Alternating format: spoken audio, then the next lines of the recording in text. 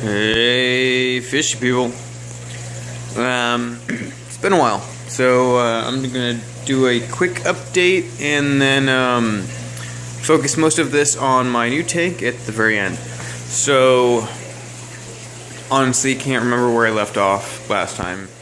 I tore this whole tank apart. This was full of African cichlids. They got big enough, they started eating all of my plants. It was bad. It went from a beautiful tank to the next week it being almost completely bare and disgusting looking. So I tore everything out, all of the plants, started from bottoms up, got all of the fish out there except for one. He's right here. He likes to mock me. That's the one guy that survived in here. I'll eventually get him out. Only other real inhabitant, aside from some Siamese algae eaters, is this my little tiny half dome. Some people might not know, but I'm really into these angelfish that have this big divot out of their head. I have a collection of them now. Tank's growing in real nice. I actually took a whole bunch of plants out today. This is a bucket of plants. Can't really see them there, but that's a whole bucket of plants that I just took out. This tank's doing good. 40 breeder, my original tank. Just got a pair of angels in here. 100 gallon. It's doing pretty good too. Got the discus, got a bunch of angels.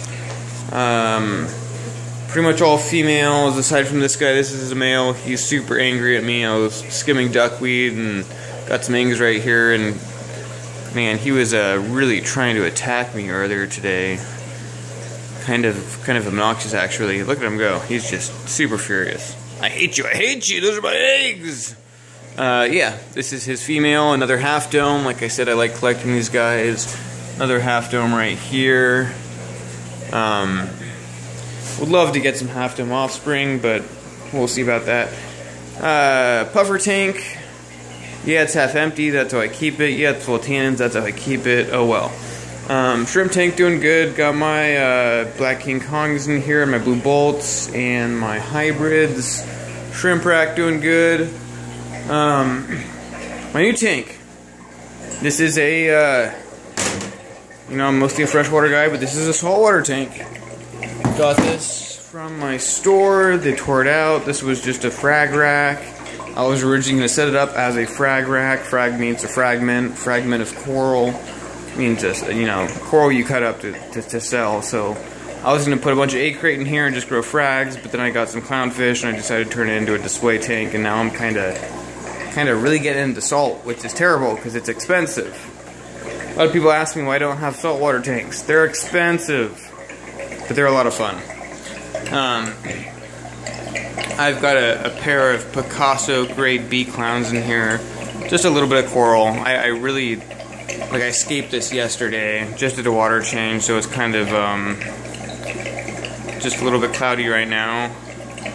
Simple tank. This is a 30 gallon flat. I have a 10 gallon sump down here. I have pretty much nothing in my sump aside from the return pump. All my filtration is actually in this live rock.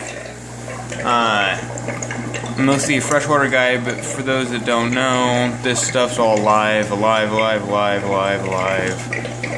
need to put a lot more in here, but I got little pieces of coral all over. My little blenny down here. This is my starry blenny. He likes to camouflage in with the rocks. But as much as I'm a freshwater guy, I have to say I'm really getting sucked into the saltwater stuff. The fish are different, the coral's completely different. It's kind of like growing plants, but they're all alive. They're alive and they have funky characteristics. Most of them you can cut into tiny pieces. I take this mushroom, cut it into quarters, and it'll all heal up, and that'd be fun. I do have my plans. I'm going with mangroves. I'm putting mangroves all over the back of this. 25 more plants shipping out to me. So I'm excited. I'm kind of annoyed at myself that I haven't done this earlier, and annoyed at myself that I'm annoyed at myself for not doing it earlier, because I really like being a freshwater guy. But salt's cool. And as difficult as they might make it out to be. It's not that hard. You know, people always ask me, is saltwater harder? Honestly, most of the fish are more durable. Clownfish, pretty frickin' hardy. And parameter-wise, freshwater has a bigger range. You know, saltwater I can keep, for fish, maximum salinity 1.025, specific gravity, or 1.026 really.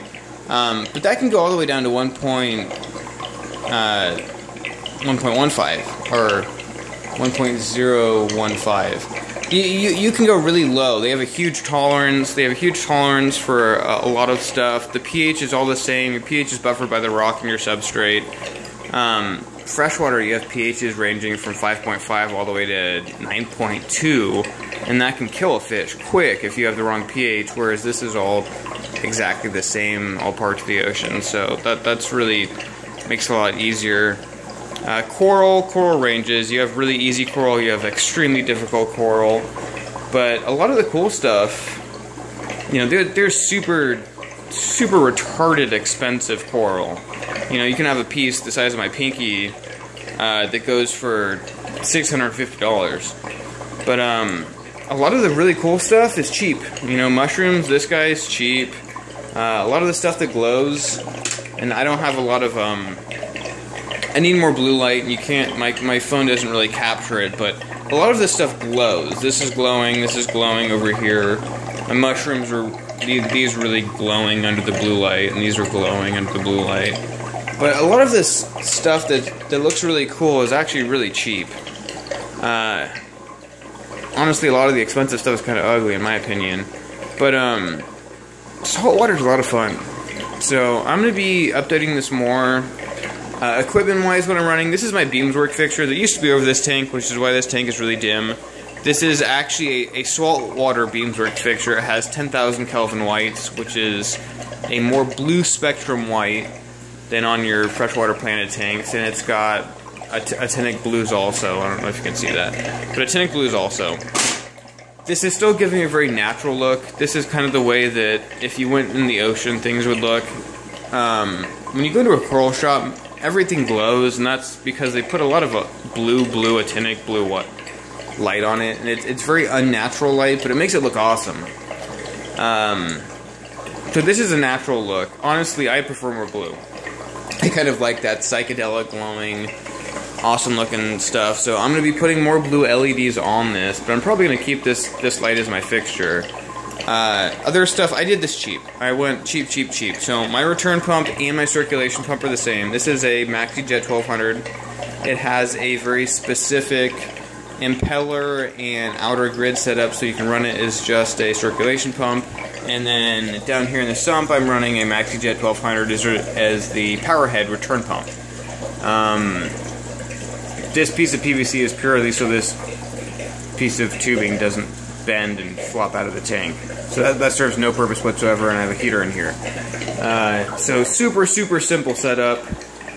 This is a weird funky flap, so I ended up building this acrylic top. I have hinges, I need to put this door on it eventually. But I had to build this acrylic top because it's such a shallow tank that if I put a standard canopy, all you'd ever see is this view of it, which wouldn't be much fun. So I built that, but I went on the cheap. You can spend a lot of money. I should probably have a protein skimmer. I should probably have, you know, a light down here and a refugium and baffles, and I don't, but, you know, you can do this on the cheap, which I think is fun. I always like doing things on the cheap, DIYing and all that good stuff. So, anyways, wanted to show this to you guys. I'll keep you updated. I'm really excited. I want to add a few more fish. I'm definitely going to add a lot more coral. Hopefully upgrade my lights a little bit. Mangroves along the back, like I said. I like to do things the difficult way, so I'm going to try and break away from big water changes weekly and kind of go more live mangroves to absorb my phosphates and nitrates, and probably going to be dosing calcium, alkalinity, magnesium for you saltwater guys. Those are the big three when it comes to saltwater. Your coral, when it grows, if it has a skeleton, it uses calcium. The calcium and the alkalinity kind of bind to make calcium carbonate. The magnesium keeps them apart, so you got to dose all 3 of those in an appropriate manner. So I'll probably end up investing in a dosing pump. But aside from that, I'm going to try and keep it fairly simple, fairly few water changes, a lot of natural stuff. But yeah, I'm excited. Again, here's the fish room, lots of things, shrimp rack over here. I'm in the middle of water changes. Gotta get this place cleaned up. But hope your tank's doing well. Yep. Have a good day, you guys. Bye.